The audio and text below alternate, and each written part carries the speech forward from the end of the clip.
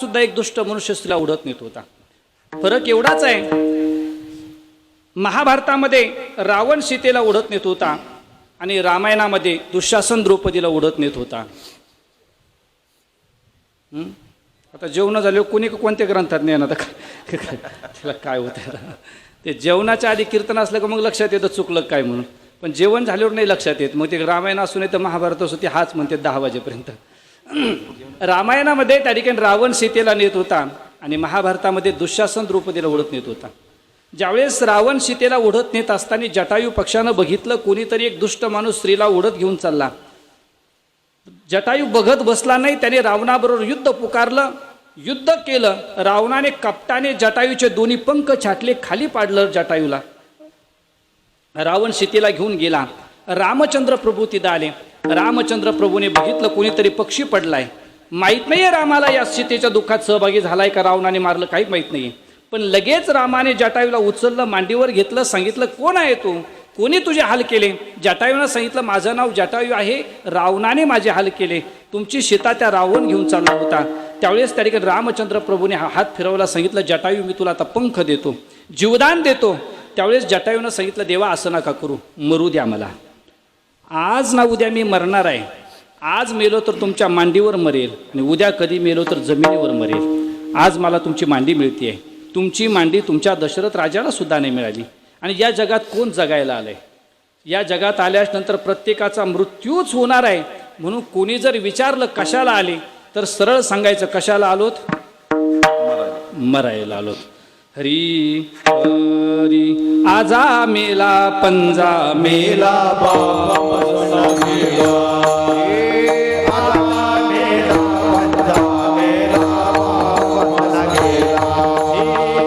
आजा मेला पंजा मेला बापा मसला गेला. आजा मेला पंजा मेला बापा मसला गेला. आजा मेला पंजा मेला, आजा मेला पंजा मेला बापा मसला गेला. आजा मेला पंजा मेला, आजा मेला पंजा मेला बापा मसला गेला. पण तो ही तैसा झाला.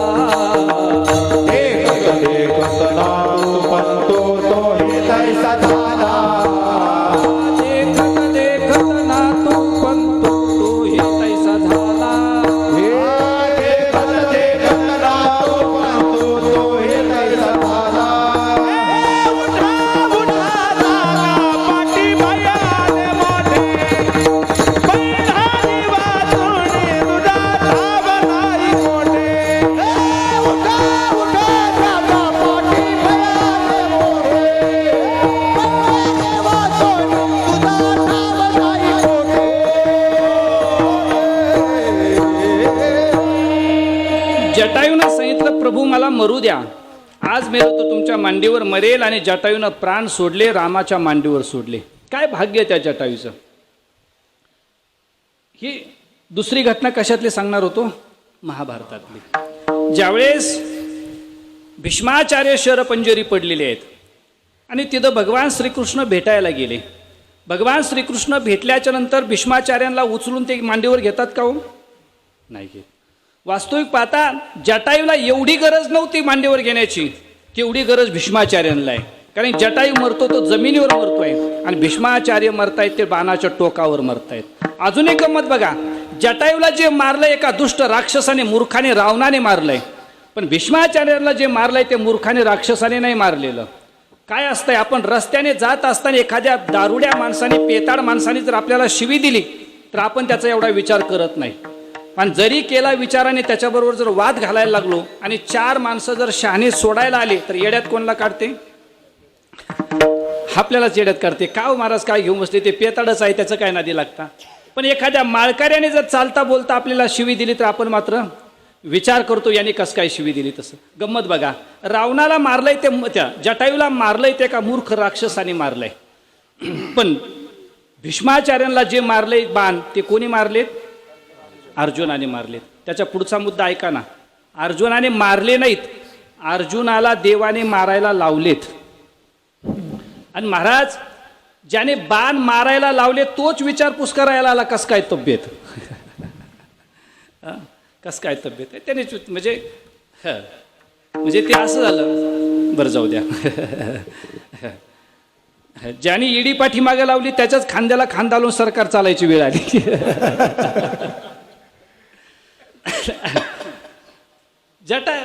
भीष्माचार्यांना गरज आहे उचलून घेण्याची. किती दुःख आहे त्या भीष्माचार्यांच्या जीवनामध्ये, पण भीष्माचार्यांना त्या ठिकाणी देव उचलून घेत नाहीत, जटायूला उचलून घेतात. काय कारण?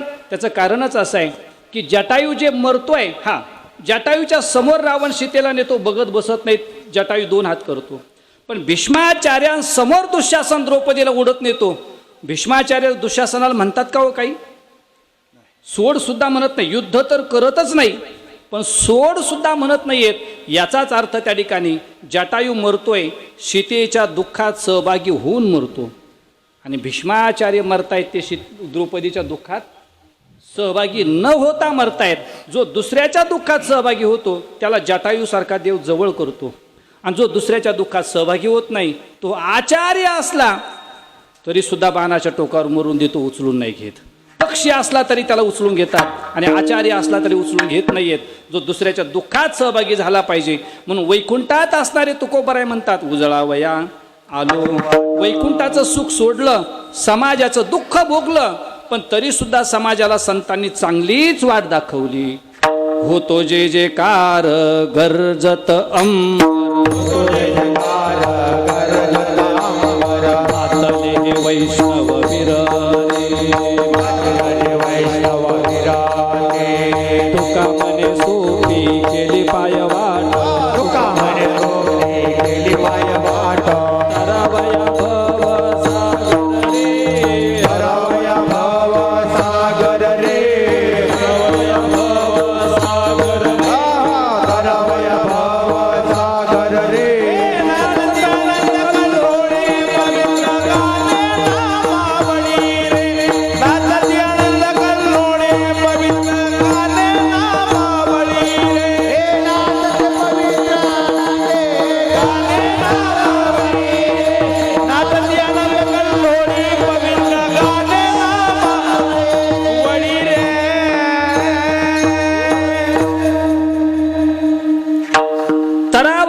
सागर रे, तुका म्हणे सोपी केली पायवाट. म्हणून कुजळावया आलो वाटा, खरा खोटा निवाडा. खऱ्या खोट्याचा निवाडा करण्याकरता संत आले. महाराज, खऱ्या खोटा आम्हाला कळत नाही का? नाही कळत. चांगलं वाईट, खरं खोटं, सार असार नाही कळत आपल्याला. नाही हो महाराज, कळतं आम्हाला. जे चांगलं आहे तेच घेतो, तेच करतो आम्ही. जे वाईट आहे ते आम्ही घेतही नाही, करतही नाही. तुकोबराय म्हणले तसं नाही बाबा, नाही कळत चांगलं वाईट. आपल्याला चांगलं वाईट कळतं, पण कसं? जे आपल्या मतलबाचं ते चांगलं, आणि जे आपल्या मतलबाचं नाही ते वाईट. जिथं आपल्याला बरं वाटतं त्या घटनेला आपण चांगलं म्हणतो, आणि जिथं आपल्याला बरं वाटत नाही, घटना तीच असली तरी आपण त्याला चांगलं नाही म्हणतो, वाईट म्हणतो. उदाहरणार्थ बघा, आपली त्याचा आवाज बी लई महाराज, त्याचा माझा आवाज कमी आहे. आपली मुलगी जर सासू सासऱ्यातून वायली निघली, आणि तिचा जर फोन आला आपल्याला की महाराज मी आज त्या ठिकाणी माझ्या सासू सासऱ्यातून वायली निघली, तर कसं वाटतं हो आपल्याला? म्हणजे वाईट वाटतं का चांगलं वाटतं? चांगलंच वाटतं ना, चांगलं वाटतं. माणूस फक्त पेढेच वाटायचं ठेवतो, निघली म्हणतो पोरगी वापस, म्हणजे याच्यात वायली निघली म्हणतो, वायली निघली. आता पुढच्या प्रश्नाचं उत्तर जरा इमानदारीनं द्या. तुम्ही हसायला लागले याचा अर्थ नाही इमानदारीनं देणार तुम्ही. मुलगी वायली निघली तर तिचं कल्याण होतं, आणि आपली सून वायली निघली तर आपलं वाटोळ होतं. तर घर फोडलं म्हणतो तिला. म्हणजे आपल्या मतलबाचं जिथं आहे तिथं माणसाला बरं वाटतं, जिथं आपला मतलब नाही तिथं नाही बरं वाटत माणसाला. आम्ही असं कीर्तनाला फिरत असताना ज्याला त्याला आपल्या मनासारखं व्हावं वाटतं संसारामध्ये, दुसऱ्याच्या मनासारखं व्हावं वाटत नाहीये. असं आम्ही कीर्तनाला फिरत असताना ज्या गावात कीर्तन आहे त्या गावात तासभर अगोदर पोहोचतो. मग ज्या गावात तासभर अगोदर पोहोचलो त्या गावात एखाद्या घरी आमची बसायची व्यवस्था करतात. ज्या घरी बसायची व्यवस्था केली त्या घरच्या संग जर आम्ही परमार्थाच्या गप्पा काढल्या, कोणत्या साऱ्याच्या गळ्यात माळी आहेत का, कपाळाला गंध लावतात का, आळंदी पंढरपूर पैठणची वारी करतात का, गाथा ज्ञानेश्वरी भागवत वाचतात का, अशा जर गप्पा काढल्या परमार्थाच्या, तर ते दिलं तर पाणी देतेत प्यायला. चहाचं तर विचारितच नाही, जेवायचं तर काढीतच नाही. पण आम्ही जर गप्पा काढल्या, मुलं किती मुली किती, कोणत्या गावात दिल्या, कोणत्या गावच्या करून आणल्या, तर मग चहा तर होतोच, जेवायची बी तयारी असते. मग आमच्या बी पोटा पाण्याचा प्रश्न असल्यामुळं काय उपाशी मरता का रोज? मग आता फिरायचं म्हटलं आम्ही तेच विचारतो, मुलं किती मुली किती. एका गावात कीर्तनाला गेलो, त्या बाईनं ग्लासभर पाणी दिलं. पाणी हातात दिल्या दिल्या विचारलं, म्हटलं मावशी काय मुलं बाळं तुम्हाला? तुम्ही महाराज 4 मुली आहेत. बरं, 5वा मुलगा आहे म्हणे 4 मुलीच्या पाठीवर झालेला. बरं बरं म्हटलं लग्न कार्य मावशी? महाराज 4ही मुलीचे लग्न झालेत म्हणे. एक 5वा मुलगा आता लग्नाला आलाय, त्याचं लग्न झालं की माझा संसार काढायला लागला, संपला. मग बरं बरं म्हटलं मावशी मुली कुठं दिल्या, मुलीच्या घरची परिस्थिती कोणती? तुम्ही महाराज माझ्यासारखं मुलीचं कल्याण करणारी बाई अवघ्या बजाजनगरमध्ये तुम्हाला शोधून सापडायची नाही म्हणे. जे मला जमलं कल्याण करायचं तेवढं कोणालाच जमणार नाही. बरोबर म्हटलं मावशी मग कल्याण केलं म्हणतायत, दिल्या कुठं मुली? तुम्ही लांब नाही दिल्या म्हणे महाराज, मुली जवळच दिल्या. आता हे साईनगर, इकडं कोणतं नगर आहे? वडगाव. वडगाव. हा, एक वडगावला दिली, दुसरी इकडं अयोध्या नगरला एक दिली, तिसरी इकडं बजाजनगर, चौथी इकडं वडगाव. बरं हा जाऊ द्या, रांजणगाव. बरं जाऊ द्या, रांजणगावला द्या, पण पखवाजाला विठाला विठाला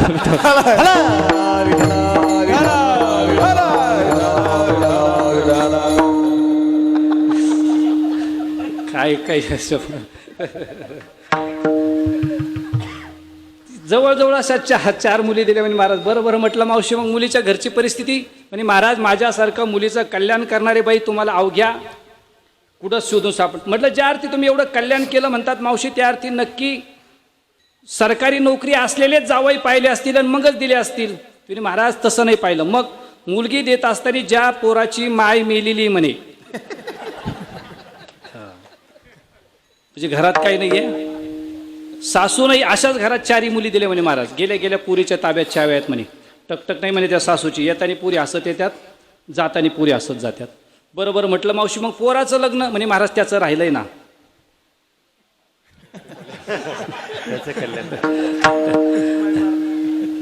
म्हटलं मग बोबाटा करा ना पाहुण्या रावळ्यामध्ये. महाराज केला ना म्हणे बोबाटा.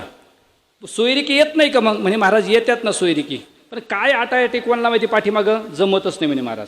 मला सांगा म्हणे महाराज, याच्यावर काही तोडगा येत असला तर सांगा तुम्हाला. म्हटलं मावशी येतो ना तोडगा. तसा तोडगा बिडगा काही येत नाही. तुम्ही असे पाहायला लागले का बरं झालं महाराज सापडला बाबा तोडग्यावाला. तसं काही येत नाही मला, पण म्हटलं मावशी येतो तोडगा मला. म्हणजे महाराज सांगा काय तोडगा आहे? म्हटलं मावशी तुमच्या घरात बसलोय, तुम्हाला राग यायचा तोडगा सांगितल्यावर. महाराज खर्च किती येईल सांगा? म्हटलं खर्च 1 रुपया नाही यायचा. गुण? म्हटलं गुण 100%. तारीख सुद्धा सांगतो कधी पोराचं लग्न होईल ते सांगा म्हणे महाराज. खर्च रुपये नाही, गुण 100%. मग तोडगा ऐकून घ्यायला काय हरकत आहे? सांगा तोडगा. मला वाटतं तोडगा तुमच्या बी लक्षात आला असेल. आला, पण मला माझ्या डिझेल पाण्यापुरता सांगू द्या. म्हटलं काय नाही मावशी, तुमचा 10वा झाला का 13व्याला सुपारीच फुटली पाहिजे. पहिला महिना तर तुम्ही सुनाच्याच हाताने जेवल्या पाहिजे म्हटलं. मला म्हणजे महाराज माझ्या घरात बसून माझी मरायची वाट पाहता का? म्हटलं तसं नाही मावशी, तुम्हाला काय इच्छा होती आपल्या मुलीला सासू नसावी? मग लाभेश्वर भगवंतांनी तुमचे 4 लाभ पदरात टाकले. 4ही मुलीला सासू नाहीये, तशी लोकाची एखादी इच्छा होऊ द्या ना पूर्ण. काय हरकत आहे? संसारात माणसाला वाटतं मला सुख मिळालं पाहिजे. माणसं माणसावर प्रेम करतात, त्या ज्याच्यापासून सुख मिळतं त्याच्यावरच प्रेम करतात. ज्याच्यापासून सुख करत नाही त्याला प्रेम नाही करत महाराज. हरी जोवरी चळन गा तोवरी मनती माता.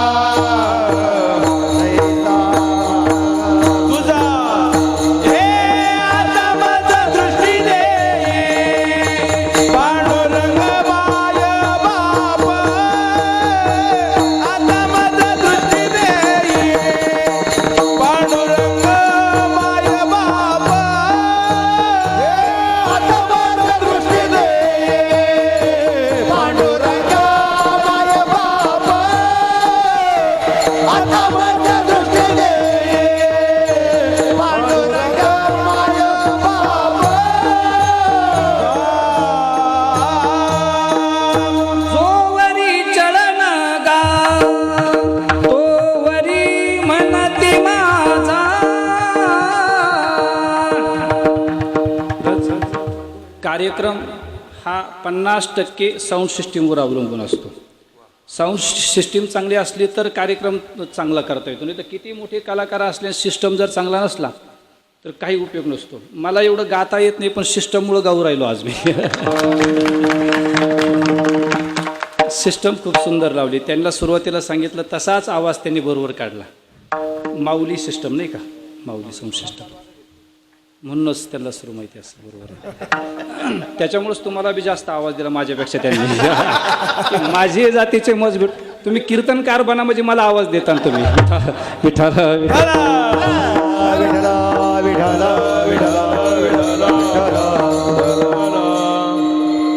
माणसाला नाही कळत महाराज त्या ठिकाणी. जो सुख देईल आपल्याला त्यालाच लोक मानतात जो सुख देत. समाज हा सुखाचाच आहे ना, जन हे सुखाचे दिले. उलट समाज सुख कमी देतो, दुःखच जास्त देतो आपल्याला. जिथून जास्त फायदा आहे तिथंच माणसं जवळ जातात. निकवड्या निष्ठुरा उभगे जेवी सोयरा. ज्या सोयऱ्याकडे पैसे नाही त्याला हातोहात पत्रिका देतो आपण, आणि जर श्रीमंत सोयरा असला तर घरी जाऊन पत्रिका दिल्या जाते. काय गंमत असते, समाज सुख कमी देतो, दुःख जास्त देतो. काय झालं होतं, आमच्या भावाच्या पायाला कुऱ्हाड लागली होती. असं सटकली कुऱ्हाड, चवड्यावर पडली, 9-10 टाके पडले. तर आपल्याकडं अशी त्याने प्रथा आहे, जर पाहुण्यात कोणाचं दुखलं भागलं लागलं तर काय करतो आपण, भेटायला जातो. आता आमच्या भावाला पाहुणे भेटायला यायला लागले. मग गंमत अशी आहे, आम्ही 4 भाऊ आहोत, 2 बहिणी आहोत. सर्वात लहान मी आहे. सर्वांचे लग्न तर झालेच पण आमच्या मुलांचे झालेत. मोठ्याल्या भावांच्या नातवांचे लग्न झालेत. मग आता एवढे पाहुणे आम्हाला, सारे पाहुणे भेटायला यायला लागले. मग जेवढे रोज पाहुणे भेटायला यायला लागले, आता पाहुणे आले तर त्यांना तसं वाटं लावता येत नाही. मग काहीतरी पाहुणचार करावा लागतो. मग ज्यांनी खारीक आणलं, खोबरं आणलं, काजू आणले, बदाम आणले, त्यांना साडी आणि जेवण, पाहुणचार. त्याच्यानंतर त्या ठिकाणी ज्यांनी नुसता गरा साखरे आणला त्यांना नुसतं जेवण, साडी कट. त्याच्यानंतर त्या ठिकाणी ज्यांनी नुसता बिस्किटचा पुडा आणला त्यांना, आमच्यासारखीच माणुसकी. मग मला वाटलं MIDC जास्त माणुसकी का काय. ज्यांनी नुसता बिस्किटचा पुडा आणला त्यांना नुसता चहा. असं पाहुणचार चालू केला तर गंमत अशी झाली, ते पायाला जी कुऱ्हाड लागली होती, जे टाके पडले होते ना, ते टाके नीट करायचं बिल डॉक्टरचं फक्त 15,000 झालं होतं. हे पाहुणे वाटा लावायचं बिल 25,000 झालं होतं. समाज हा सुख कमी देतो, दुःख जास्त देतो. म्हणून तर तुकोबाराय म्हणतात, तेजोनिया जन भक्ती. चांगलं वाईट समाजाला कळतं, पण आपल्या मतलबाचं ते चांगलं, आणि जे आपल्या मतलबाचं नाही ते वाईट. म्हणून उजळावया आलो वाटा, खरा खोटा निवाडा. महाराज म्हणतात, आम्ही जो समाज वाटेला लावला ना, तो कोणत्या माध्यमातून लावला, तर आम्ही शब्दाच्या, बोलाच्या माध्यमातून, अभंगाच्या माध्यमातून तो वाटेला लावला. पण हे बोल आमचे नाही आहेत, आमचा धनी बोलवणारा विठ्ठल आहे. अभंगाच्या 2ऱ्या चरणामध्ये बोलविले बोले बोला, बोलविले बोला, बोलविले बोले बोला,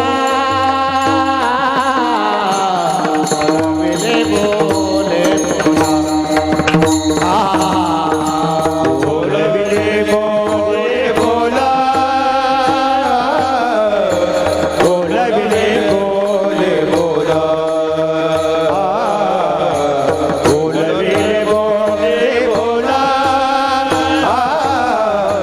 बोलविले बोले बोला,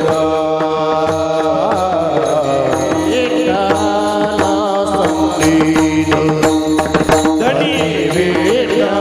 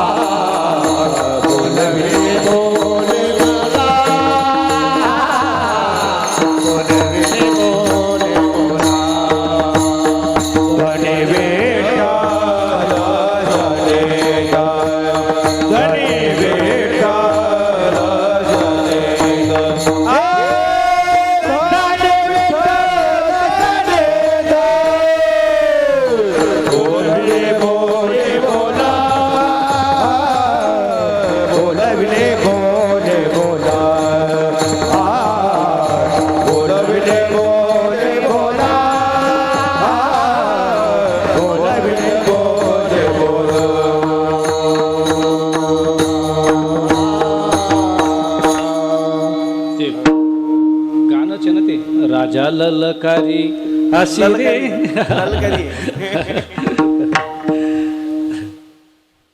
तुकोबराय म्हणतात बोलविले बोले बोल धनी विठ्ठल सन्निध. मी जे शब्द बोललो ते शब्द माझे नाही आहेत, आमचा धनी विठ्ठल आहे, त्या देवाचे हे शब्द आहेत. महाराज ही तुकोबरायची किती मोठी नम्रता आहे बघा ना. ज्या गाथ्याने अवघ्या समाजाला वेड लावलंय, तुकोबराय म्हणतात तो गाथा माझा नाहीये, धनी विठ्ठल सन्निध. किती प्रमाण आहे तुकोबरायचे. आपुलिया बळे नाही मी बोलत, सखा कृपावंत वाचा त्याची, किंवा साळुंकी मंजुळ बोलत असे वाणी शिकविता धनी वेगळाची. मज विश्वंभर बोलावे तो मज विश्वंभर बोलावे तो माझा विश्वंभर बोलावे तो माझा विश्वंभर. माझी युक्तिता नव्हे हा प्रकार माझा विश्वंभर बोलवे तो माझा विश्वंभर बोलवे तो. माझी युक्तिता नव्हे हा प्रकार माझा विश्वंभर बोलावे तो माझा विश्वंभर बोलावे तो.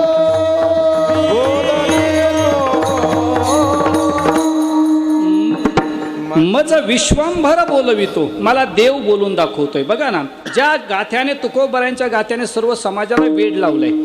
सध्याच्या काळामध्ये ऐका ना, जेवढं गाथ्याने वेड लावलंय समाजाला, तेवढं कशानेच वेड नाही लावलं. काय सप्ते चालू आहेत महाराज.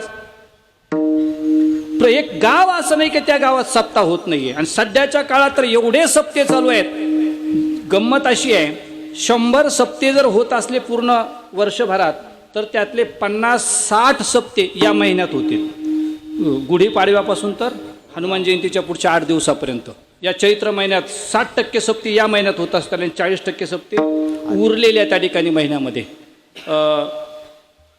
एवढं वेड लावलंय त्या गाथ्याने. आता संध्याकाळची तुमची झोपायची वेळ आहे, घरी गाद्या आहेत, सारं टाकून तुम्ही इथं आलात.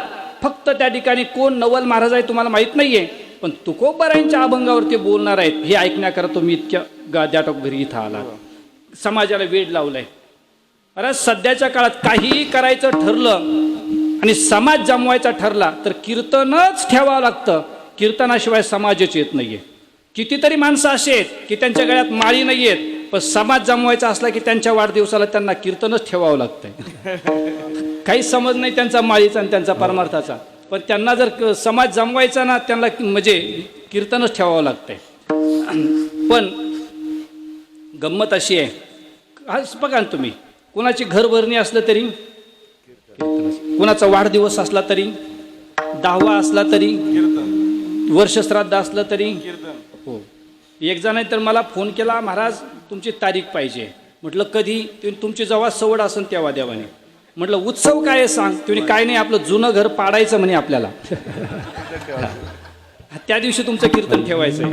आता म्हटलं ते घर पाडायचं अभंग असं पाठ नाही बाबा माझ्या. पण समाजाला वेड लागलंय महाराज. फक्त मी एक वाक्य बोलून पुढं चालतो. सध्याच्या काळामध्ये कीर्तनाच्या स्टेज समोर जेवढा समाज आहे, तेवढा समज दुसऱ्या कोणत्या स्टेज समोर नाहीये. फक्त जबाबदारी आम्हा कीर्तनकाराची आहे की या समाजाचा विश्वास भंग नाही झाला पाहिजे. आता हा समाज असाच आपल्या समोर राहिला पाहिजे. नाहीतर हा समाज जर गेला एकदा या स्टेज समोरून, तर परत आणणं खूप अवघड आहे. कारण विश्वासाचा तडा परत जोडला जात नाही. तुकोबराय म्हणतात हा गाथा माझा नाहीये. किती मोठी नम्रता आहे तुकोबरायांची ही. काय असते आता? 9:45 वाजले. शेवटचा एक मुद्दा सांगतो आणि सेवा समाप्त करतो. अहंकार असला तर, म्हणजे नम्रता आहे तुकोबरायच्या अंगात, अहंकार नाहीये. अहंकार असला तर काय होतं आणि अहंकार नसला तर काय होतं, याच्याकरता एक रामायणातला दृष्टांत देतो आणि एक महाभारतातला दृष्टांत देतो आणि थांबवतो. बघा, ज्यावेळेस त्या ठिकाणी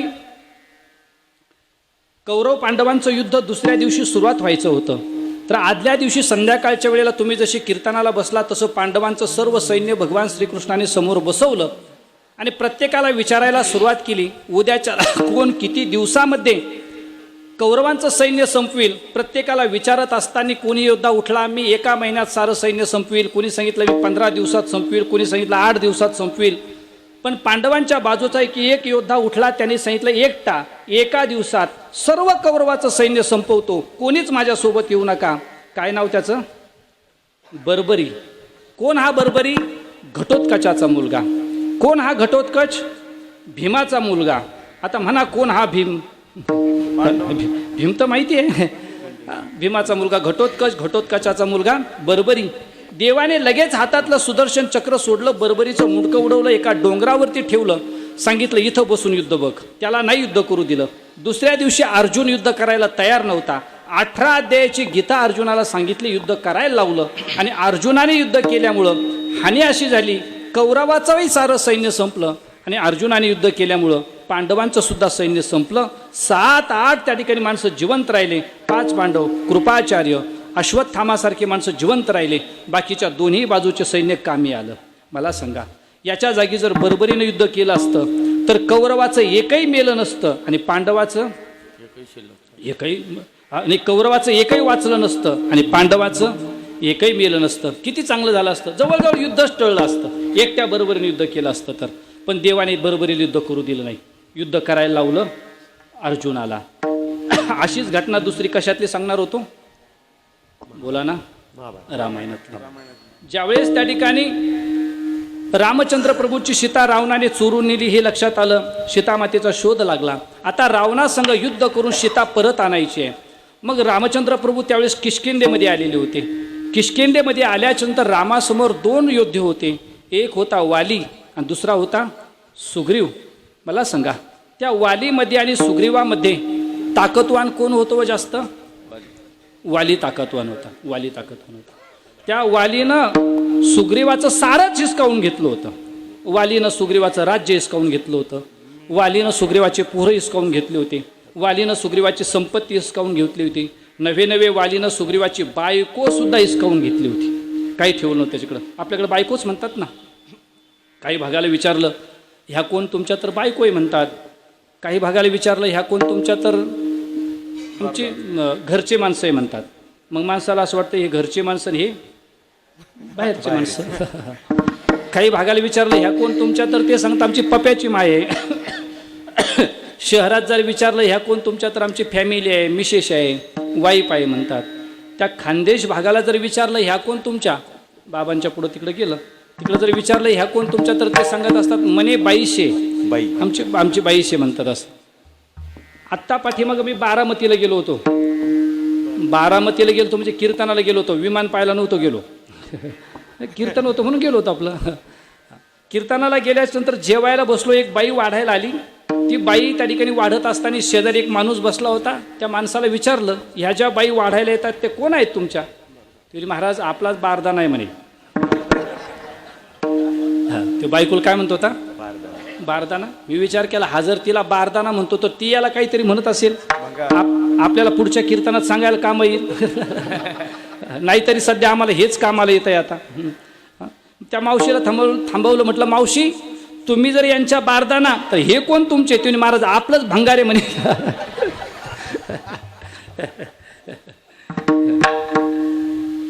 त्या वालीनं सुग्रीवाची बायको सुद्धा हिसकावून घेतली होती. ताकदवान वाली होता. पण देवाने तिथं कोणाची मदत घेतली हो?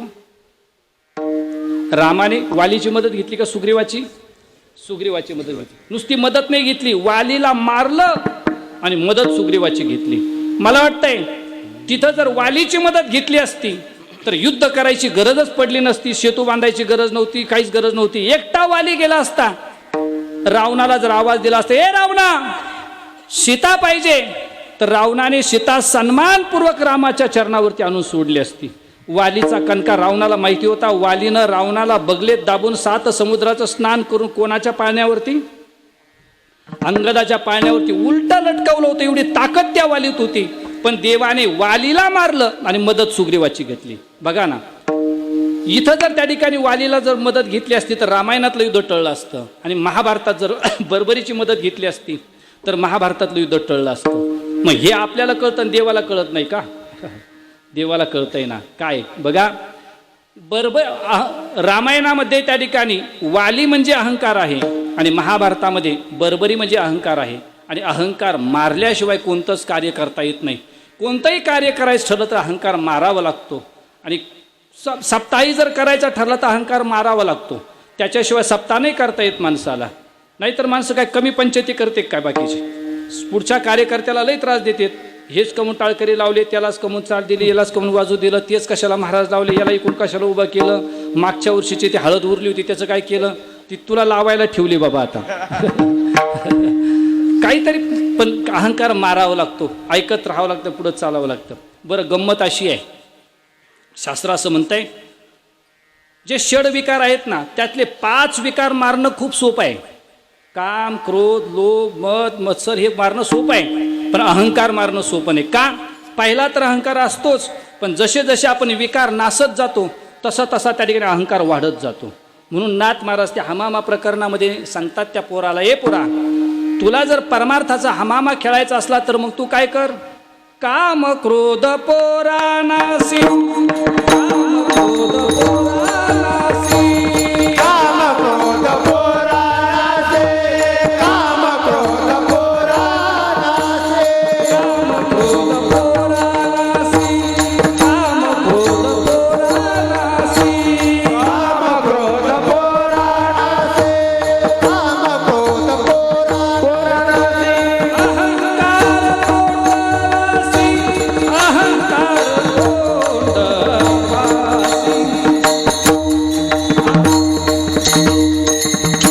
त्याच्यामुळे तुम्ही माझ्याकडे बघा, उतरणी नाही घ्यायची, जागेवर थांबायचा. मी हात केला की परत पहिल्यापासून काम क्रोध पोरानासी, काम क्रोध पोरानासी, काम क्रोध पोरानासे, काम क्रोध पोरानासे, अहंकार तोंडवासी, अहंकार तोंडवासी.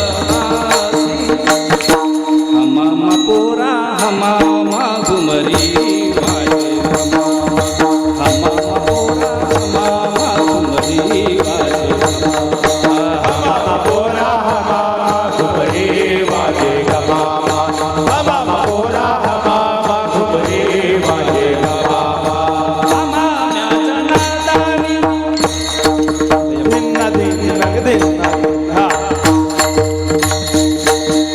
हमाम्याच्या नादानी, हमाम्याच्या नादानी, हमामाच्या नादाने, हमामाच्या नादाने, घुमरी वाजली राणी, घुमरी वाजली राणी. हमामा पोरा हमामा घुमरी वाजे, हमामा पोरा हमामा घुमरी वाजे. हमामा पोरा हमामा घुमरे वाजे गमामा, हमामा पोरा हमामा घुमरे वाजे गमामा. काम क्रोध पोरानासी. पण काय होतं, अहंकार तोंडवासी. अहंकार त्या ठिकाणी आ करून बसलेला असतो तोपर्यंत. म्हणून एक एक विकार नासणं अवघड आहे आणि अहंकार नासणं तर खूपच अवघड आहे. आणि गंमत अशी आहे, परमार्थाचा त्या ठिकाणी आनंद, विकार संपल्याशिवाय परमार्थाचा आनंद घेता येत नाही घेता येत. परमार्थाचा आनंद जर घ्यायचा असला तर पहिले विकार संपले पाहिजे. तुकोबराय सांगतात ना, मला कधी आनंद मिळाला तर काय,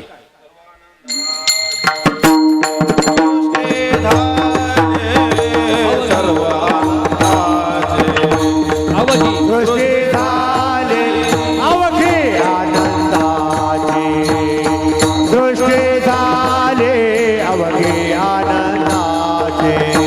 काम क्रोध लोभ हिमालय छायेचे, अवघे आनंदाचे, सृष्टी झाले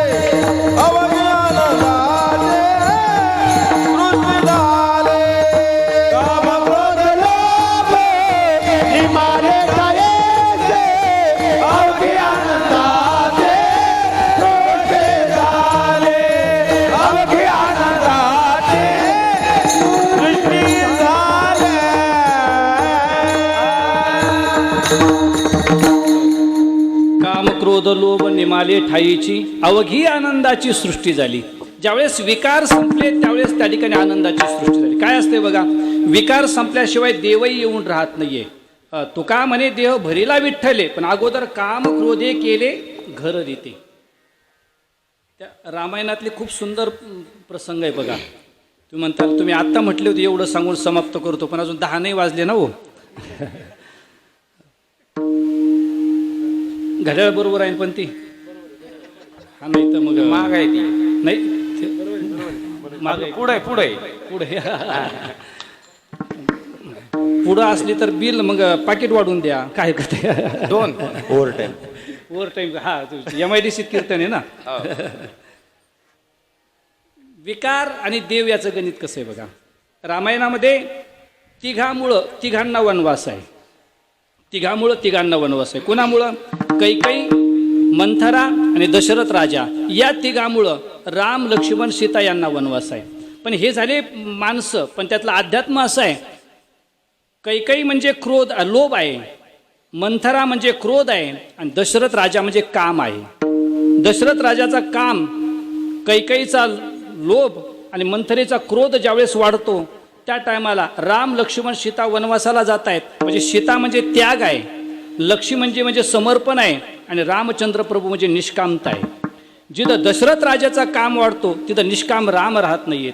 जिथं कैकईचा लोभ वाढतो तिथं सीता माता त्याग राहत नाहीये आणि जिथं मंथरेचा क्रोध वाढतो तिथं त्या ठिकाणी समर्पण असणारे लक्ष्मी म्हणजे राहत नाहीयेत, निघून जातात ते. तसं तर त्या ठिकाणी एकट्या रामाला वनवास होता, एकट्या रामाला वनवास आहे, पण लक्ष्मी म्हणजे आणि सीतामाता हे आपोआप गेले. काय झालं होतं, ज्यावेळेस सुमंताने राम लक्ष्मण सीतेला रथामध्ये बसून नदीपर्यंत आणलं, सोडलं त्या नदीपाशी आणि नदीपाशी सोडल्याच्या नंतर सांगितलं रामाने, आता आम्ही नदीतून जातोच पलीकडच्या तीराला, सुमंता तू रथ घेऊन जा पाठीमागं आता. आणि नदीच्या पलीकडच्या तीराला गुहक नाव घेऊन उभा होता. त्या नावेवाल्या गुहकाला रामाने आवाज दिला, गुहका तू इकडे ये, नाव इकडे घेऊन ये, आम्हाला पलीकडच्या तीराला नेऊन सोड. पण काय झाली गंमत, गुहक नाव घेऊन इकडे याय ना आणि हा सुमंत रथ घेऊन अयोध्येत जायना. 3-4 वेळेस सांगितलं रामाने, गुहक नाव घेऊन इकडे ये, तो यायना. सुमंता तू रथ घेऊन अयोध्येला जायना. 3-4 वेळेस झाल्या तर लक्ष्मी म्हणजे आणि सीतामाता हसायला लागली. तर काय असतंय, रामचंद्र प्रभू परेशान, त्याला बोलवते तो यायना, याला सांगते जाय तू जायना. रामचंद्र प्रभू परेशान झालेत आणि हे दोघं हसायला लागले. आता असं जर झालं ना, आपण परेशान येतं ना, आपल्या संघचे माणसं हसायला लागल्यावर लय राग येतो माणसाला. मला तर लयच राग येतो. असा राग आला रामाला, काय रे लक्ष्मी म्हणजे का हसतो म्हणे. लक्ष्मी म्हणजे म्हणे काय नाही, सहज हसलो म्हणे आम्ही, तुमचं चलू द्या, बोलवा त्याला, बोलवा याला जायचं सांगा, तुमचं चलू द्या म्हणे. नाही नाही काहीतरी तुम्ही दोघं असले कमून असले सांगा पहिलं. लक्ष्मी म्हणजे रामा काय स्थिती आहे तुमची, राजपुत्र आहात तुम्ही. तो गुहक याय ना आणि सुमंत जाय ना, तुमचं ऐकत नाही म्हणे कोणी. ते रामचंद्र प्रभू आहेत ते. रामचंद्र प्रभू म्हटले लक्ष्मण ऐक, हे जे माझं ऐकत नाहीत ना ते तुझ्यामुळं ऐकत नाहीत म्हणे, तुमच्या दोघांमुळं ऐकत नाहीत. लक्ष्मी म्हणजे बघा आता आलं गेलं भदाडीवर, आम्ही काय केलं म्हणे, आता आम्ही आमचं शांत उभे आहेत, तुमचंच चाललंय, त्याला बोलवतायत, याला जाय म्हणतात ते जाय ना, आम्ही काय केलं आता. त्यावेळेस रामचंद्र प्रभू म्हटले ऐक, आता कोणी दुकानदार असलं तर सर्वांच्या लक्षात येईल ते. सकाळी सकाळी जर आपल्या दारामध्ये दुकानात उधारीचं जर गिऱ्हाईक आलं तर आपण करतो का होते, नाही करत. आपण सांगतो बाबा पहिलं भवानी होऊ दे, कमून नाही करत. सकाळी जर उधार वाटलं तर दिवसभर उधारच द्यावं लागतंय. रामचंद्र प्रभू म्हटले तसंच झालं म्हणे. वनवास कुणाला होता, मला एकट्याला होता, तुम्हाला दोघाला वनवास नव्हता. काय झालंय, तुम्हाला मी सांगितलं होतं येऊ नका, तुम्ही ऐकलं नाही म्हणे, माझ्या मागं आले. आता अख्ख्या वनवासात कोणी ऐकणार नाही म्हणे माझं. सुरुवात तुम्ही दोघांनी केली. हे सुमंतही ऐकत नाही, गुहक ऐकत नाही, त्याला कारण तुम्ही दोघं आहात म्हणे. मला हे सांगायचं आहे की विकार वाढले की तिथं नाही राहत देव, राहत नाही, आनंदही राहत नाही. विकार हा त्या ठिकाणी सर्व नाशाला कारणीभूत असतो. जसं विकार संपल्याशिवाय परमार्थाचा आनंद नाही आहे. कशाप्रमाणे, जसं भूक लागल्याशिवाय भाकर गोड नाही लागत महाराज. कष्ट केले, भूक लागली की मग भाकर गोड लागते. संध्याकाळच्या वेळेलाच नवऱ्याने बायकोला सांगितलं उद्या सकाळी 7 वाजता माझ्याबरोबर गहू काढायला चल म्हणे. सकाळी 7लाच जायचं आपल्याला, गहू काढायला जायचं लगेच. ती म्हटली काय म्हणले परत म्हणा, उद्या सकाळी 7 वाजता गहू काढायला जायचं म्हणे आपल्याला. काय म्हटले परत म्हणा, अगं उद्या सकाळी 7 वाजता गहू काढायला जायचं आपल्याला. कळतंय का तुम्हाला काय म्हणतायत ते? खुशाल मला शेतात घेऊन चालले कामाला. ज्यावेळेस माझ्याकडे तुम्ही पाहायला आले होते मला, त्यावेळेस माझ्या बापाने तुमच्याशी काय बोली केली होती माहिती आहे तुम्हाला? काय बोली केली होती? हा, ती शेतात जाणार नाही, बजाजनगर आपलं ते शेतात जमणार नाही पुरीला, ते बोली केली होती. तुम्ही हा म्हटले होते, आता नाही मी नाही येणार तुमच्याबरोबर शेतामध्ये. हा म्हटला, तू ऐकत नाही का माझं? नाही ऐकणार म्हणे. मग तुझं ऐकून मी वायली नाही निघलो का? तुझ्या ऐकून मी वायली निघलो ना. आता वायली निघल्याची जाणीव करून दिल्यामुळे ती म्हटली बरोबर येते म्हणजे शेतात कामाला. काय असतं, एकत्र असलेली स्त्री आणि वायली निघलेली स्त्री याच्यातलाही मोठा फरक आहे. काय फरक आहे? एकत्र जर असली आणि ती जर आजारी पडली तर सासरला औषधोपचार घेऊन 4-5 दिवस माहेराला आरामाला जावं लागतं, त्यावेळेस तो आजार नीट होतो. एकत्र असल्यावर लई त्रास देतो तो आजार, लवकर नीट होत नाही. पण वायली जर निघली तर सकाळी गोळी घेऊन दुपारी कापूस याचायला जाता येतं, मग एवढा त्रास नाही देतो आजार असा. तिला सांगितलं ठीक आहे येते तुमच्यावर, काय नाही म्हणे, साध्या भाकरी आणि चटणी कर, उद्या सकाळच्याला लवकर आवर म्हणे. दुसऱ्या दिवशी सकाळी लवकर उठले, तो झाडलोट करायला लागला. तिनं भाकरी टाकल्या, 4 भाकरी टाकल्या बाजरीच्या. भाकरी बास का टाकायची एखादी अजून? बस झाल्या, बरोबर बस झाल्या. 4 भाकरी टाकल्या, तवा तापलेला होता, तव्यावर एक 9-10 हिरव्या मिरच्या टाकल्या आणि हिरव्या मिरच्या टाकून त्या तव्यावर भाजल्या थोड्याशा. लगेच थोडंसं तेल टाकलं, तडतड वाजायला लागलं, तवा खाली घेतला, त्याच्यामध्ये लगेच चटणी करता ठेसा करायला त्याच्यात थोडंसं खडे मीठ टाकलं. अजून काय टाकायचं? लसूण. बरं, तसं गांजा सोडून काही बी सांगा. लसूण. अजून लवकर सांगा, माझ्या मिरच्या जळायला लागल्या तिकडं. हां, थोडीशी कोथिंबीर टाकली, मिताळाचा तांब्या घेतला, रगडल्या मिरच्या, खाली 3 गरम भाकरी टाकल्या, वरून ठेसा टाकला, वरून एक गरम भाकर टाकली, गाठोडं बांधलं, टोपल्यात टाकलं, एक ताकाचा डेरा घेतला, नवऱ्याबरोबर शेतात गेली. 10-11 वाजेपर्यंत त्या ठिकाणी गहू काढला. 10:30-11 नवरा म्हटला, अगं भूका लागल्यात, घे ना जेवायला. बांधाच्या कडाला बाबळीच्या झाडीची सावली पाहिली, दोघं नवरा बायको बसले. नवऱ्याच्या हातात भाकर दिली, चटणीचा ठेसा दिला, स्वतःच्या हातात भाकर घेतली, ठेसा घेतला, 1 ग्लास नवऱ्याच्या हातात दिला, स्वतःच्या हातात 1 ग्लास घेतला ताकाचा. नवऱ्याने भाकरीचा तुकडा चटणीत बुडवला, तोंडात घातला, ताकाचा एक घोट घेतला आणि म्हटलं, का गं काय गोड स्वयंपाक केला गं? मला सांगा, चटणी भाकर कुठं गोड असते का हो? नसते, पण ती गोड लागते. कधी? कष्ट केल्यावर, काम केल्यावर. भूक लागली की मग ती गोड लागते. तसंच आहे सज्जनानं, भाकर म्हणजे भूक लागल्याशिवाय नाही गोड लागत. तसं परमार्थाचा आनंद घ्यायचा असला तर विकार टाकल्याशिवाय नाही आहे. तुकोबराय म्हणतात, हे शब्द माझे नाही आहेत, ही नम्रता आहे तुकोबरायची. बोलविले बोले बोल धनी विठ्ठल सन्निध, तरी म्हणे नये शंका, बळे का स्वामीच्या बोलविले बोले बोल धनी विठ्ठल सन्निध. तुका म्हणे नये आम्हा पुढे का मागवाळ, बोलविले बोले बोल धनी विठ्ठल सन्निध. विठोबा रखुमाई रखुमाई रखुमाई रखुमाई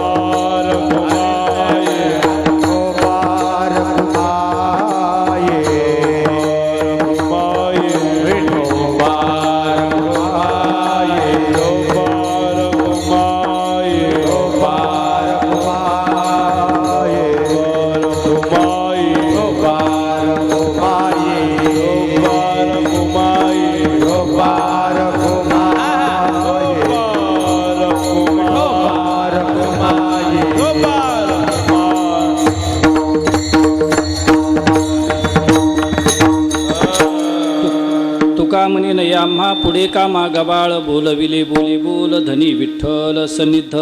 माझ्या अल्पमतीप्रमाणे अभंगाचा भावार्थ सांगण्याचा प्रयत्न केला. अगदी श्रद्धेनं. किती वर्ष झाली असतील या कार्यक्रमाला? अनेक अनेक वर्षापासून असं 8वं वर्ष आहे. आणि या ठिकाणी आल्यानंतर मी तुम्हाला सांगितलं की भागवत महाराज बोराडे हे त्या ठिकाणी गुरुकुल चालवत आहेत. हे मुलं जे त्या ठिकाणी आज धोतर घालून उभे आहेत यांना तर मी नक्कीच धन्यवाद देईल. हा भैया पखवाज वाजवतो यांना तर मी नक्कीच धन्यवाद देईल. पण हे ज्यांचे मुलं आहेत त्यांच्या चरणावर तर मी साष्टांग प्रणिपात करतो. मीच प्रणिपात करतो असं नाही आहे. तुकोबाराय म्हणतात तुका म्हणे मज घडो त्यांची सेवा. कोणाची? धन्य माता पिता जे गीता भागवत श्रवण करतायत, पखवाज वाजवतात, या वयात टाळ घेऊन उभा राहत आहेत. बघा ना, या वयातले मुलं सध्या आपले घरी काय करतात बघा ना. आणि या वयातले एवढे मुलं एका लाईनीत शिस्तीत उभं राहायचं काम फक्त हा वारकरी संप्रदायच करू शकतो. दुसऱ्यात नाही ताकद महाराज ती. आपल्या वारकरी संप्रदायातच अशी प्रणाली आहे की तो मुलगा अगोदर 4 वर्ष वारकरी संस्थेत शिक्षण संस्थेत शिकला पाहिजे.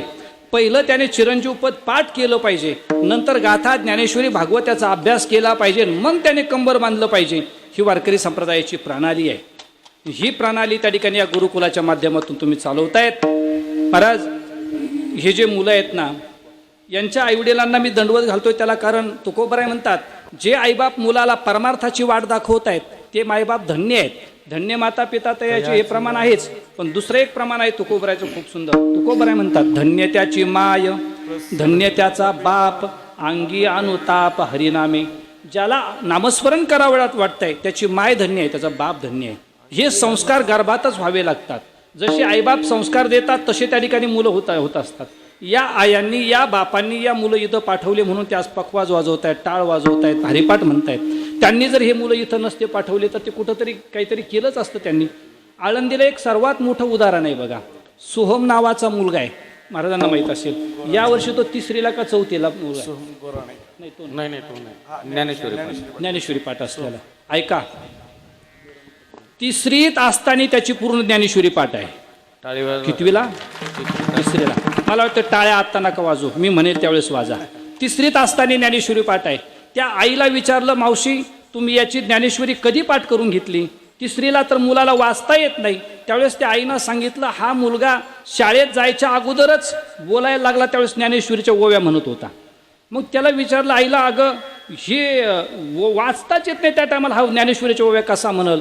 त्यावेळेस आता टाळ्या वाजा. कधी? मी सांगतो. हे वाक्य सांगितल्यास नंतर त्या आईनं सांगितलं की हा ज्ञानेश्वरीच्या ओव्या म्हणतो त्याला कारण हा गर्भात असताना 9 महिने 9 दिवस मी ज्ञानोबरायच्या मंदिरात आजान वृक्षाखाली 108 पारायण केले आणि त्याचा परिणाम मुलगा ज्ञानेश्वरी म्हणत जन्माला आला.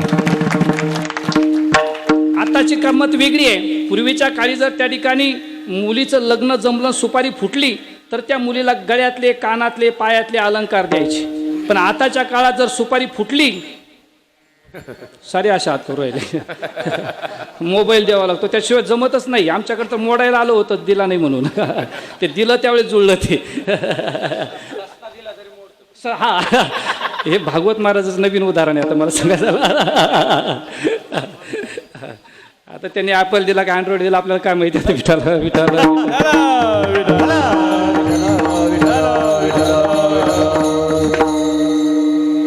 आता मोबाईल द्यावा लागतो. आणि ज्या बाईच्या हातात त्या ठिकाणी जमल्यापासून तर मुलाला जन्म देईपर्यंत मोबाईल आहे, त्याच्या पोटी जन्माला येणारे पोरं काय हरिपाठ म्हणत जन्माला येतील का? मग ते मोबाईल खेळतच जन्माला येतात. ऐका, जे आईबाप मुलाला परमार्थाची वाट दाखवतात ना त्याच आईबापाची सेवा तुकोबारायांनी करायची सांगितली मुलांना. ज्या मुलाचे वडील परमार्थ शिकवत नाहीयेत त्यांना देव मानायचं नाही सांगितलेलं. जे आईबाप मुलाला परमार्थ शिकवतात ना ते आईबाप देवच आहेत. थोडं कमी पडलो मी बोलण्यात. देव नाही आहेत, देवापेक्षा श्रेष्ठ आहेत. पुंडलिक नाही उठलास वीट भिरकावले सांगितलं इथं उभा राहा देवा, मला वडिलांची सेवा करू द्या. देवाईपेक्षा वडील श्रेष्ठ आहेत. जे वडील मुलाला कीर्तनात उभा करतायत आणि जे आई वडील मुलाला कीर्तनात उभा करत नाहीत, वेगळं वळण देत आहेत, त्या आईबापाला देव नाही मानलं तरी चालतंय. प्रमाण आहे तुकोबारायांचं. प्रल्हादे जनक विभीषणे बंधू राज्यमाता निंदू भरते केली. बघा ना, सुंदर प्रसंग आहे तो प्रल्हादाचा. ज्यावेळेस प्रल्हादासमोर हिरण्यकशिपूला नरसिंहाने मांडीवर घेतला आणि फाडायला सुरुवात केली, त्यावेळेस जर भक्त प्रल्हाद म्हटला असता देवा माझ्या बापाला मारू नका, तर ऐकलं असतं की नाही हो देवाने? नक्की ऐकलं असतं. ऐसा भक्ताचा अंकित भक्त प्रल्हाद होता, नक्की भक्ताचं प्रल्हादाचं ऐकलं असतं देवाने आणि हिरण्यकशिपूला फाडलं नसतं. इथं बापाला शिवी दिली तरी पोराला सहन नाही होत, पोरग तुटून पडतं लगे. पण भक्त प्रल्हादासमोर बाप फाडला तरी सुद्धा भक्त प्रल्हाद म्हणत नाही देवा फाडू नका, कारण भक्त प्रल्हादाला माहिती आहे भजनाला आड येणारा बाप असाच फाडू दिला पाहिजे. त्याला नाही, त्या ठिकाणी देव नाही मानायचं त्याला. आई देव आहे पण कैकई सारखी नसली पाहिजे, बाप देव आहे पण प्रल्हाद हिरण्यकशिपूसारखा नसला पाहिजे, भाऊ देव आहे पण तो रावणासारखा नसला पाहिजे. म्हणून या मुलांचे आईवडील धन्य आहेत, त्यांनी इथं पाठवलं. उद्या ते मला वाटतं नाही बाकीचं झालं तरी पक्वा जातील, कीर्तनात उभं राहतील, ते बापाला बाप तरी म्हणतील. ऐका ना, या वयात तुम्ही जसे कीर्तनाला येतात ना तसे तो या मुलांना, अशा मुलांना कीर्तनाला आणत जा तुमच्या. त्यांना जर आपण आता मंदिरात आणलं तर ते म्हातारपणी आपल्याला मंदिरात पाठायचे नाहीत. आपण जर त्यांना आता मंदिरात नाही आणलं तर म्हातारपणी आपण इथंच मग 7 दिवस असो. असंच त्या ठिकाणी गुरुकुल भागवत महाराजांच्या हाताने चालत राहावं. तसं भागवत महाराजांचा आमचा जुना संबंध आहे. आम्ही पार राजस्थानपर्यंत गेलो होतो, तिथं गोशाळा आहे महाराज, राजस्थानला खूप मोठी 4 लाख गायी आहेत महाराज पथमेड्याला, तिथं भागवत महाराज आम्ही सोबत गेलो होतो. असो अशीच त्या ठिकाणी आपली श्रद्धा रुंदीकृत व्हावी, आपल्याकडून भगवान लाभेश्वराची, हनुमंतरायची, भगवान पांडुरंगाची सेवा घडावी ही सदिच्छा व्यक्त करतो. झालेली सेवा सर्व देवांच्या चरणी, पांडुरंगांच्या चरणी, लाभेश्वराच्या चरणी, हनुमंतरायांच्या चरणी, शांतीब्रह्म एकनाथ महाराजांच्या सद्गुरू गोरक्षनाथ महाराजांच्या चरणी अर्पण करून सेवेला याच ठिकाणी पूर्णविराम. ज्ञानेश्वर माऊली ज्ञानराज माऊली माऊली ज्ञानेश्वर माऊली ज्ञानराज माऊली तुकाराम माऊली विठ्ठल जय जय विठ्ठल, विठ्ठल जय जय विठ्ठल, विठ्ठल जय जय विठ्ठल, जय विठ्ठल जय जय विठ्ठल. फुली रे फुले वेडे वाकुडे उत्तरे क्षमा पराध महाराज तुम्ही सिद्ध, नाही उच्चारिला अधिकार मी आपुला. करा क्षमा पराध महाराज तुम्ही सिद्ध. तुका म्हणे ज्ञानेश्वरा राखा पायापैकी करा. क्षमा पराध महाराज तुम्ही सिद्ध. देव तुकाराम, देव तुकाराम, ज्ञानदेव तुकाराम, तुकाराम तुकाराम